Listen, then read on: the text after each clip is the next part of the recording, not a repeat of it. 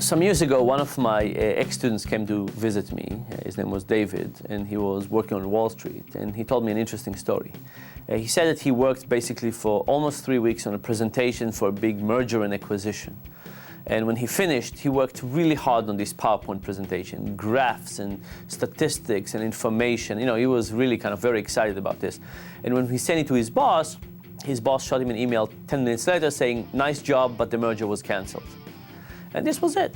And when he came and talked to me, he said he was really kind of disheartened by the whole thing. Now, he worked hard, he enjoyed while he was doing it, he's sure his boss appreciated it, but somehow he couldn't feel that his labor was not very meaningful. And if you think about it from a mechanical perspective, what he was doing was exactly the right thing to do, but somehow he could not find meaning in this task. And that was kind of the interesting aspect, because the reality is that when we think about jobs, we often have a model of people working in a maze, like rats basically, right?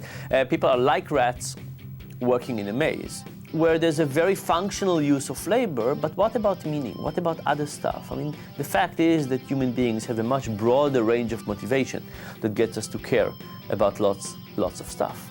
And if you reflect on it for a second, it feels very true. When you sit on a plane next to somebody and you talk to them, they often tell you about what they do for a job before they tell you stuff about their kids or their hobbies or their political opinion or sexual fantasies.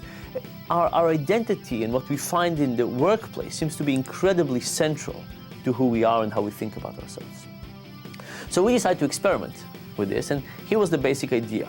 Imagine you come to an experiment and we say, hey, we have these bionicles here that you can build. These are little robot from Legos. And we'll pay you. We'll pay you $3 for the first and $2.70 for the next. And we'll pay you less and less and less for each one of them. And at each point, you could decide do you want to build the next one or not.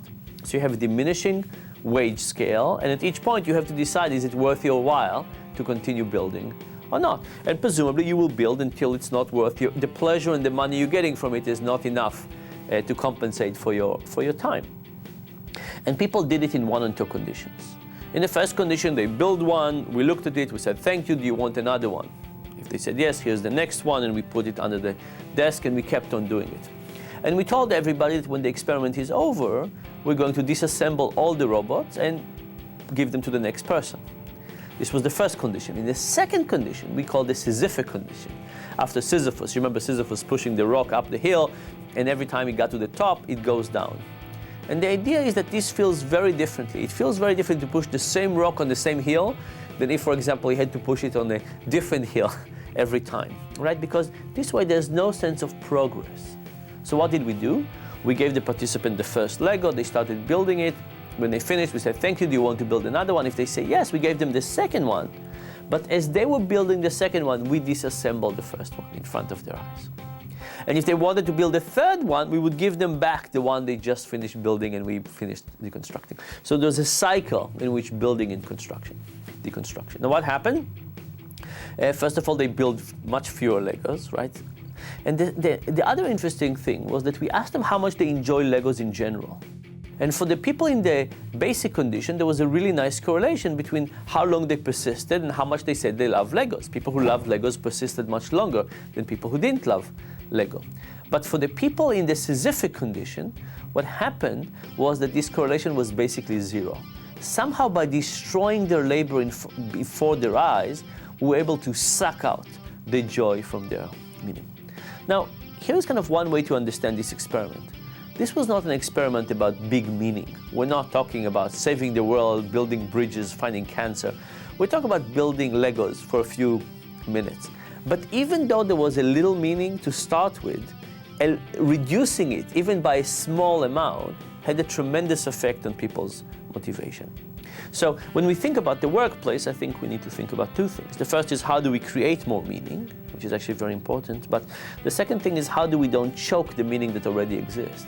If people are able to endow things and their activities with meaning all along anyway, how do we let that natural tendency happen? And how do we try not to choke it?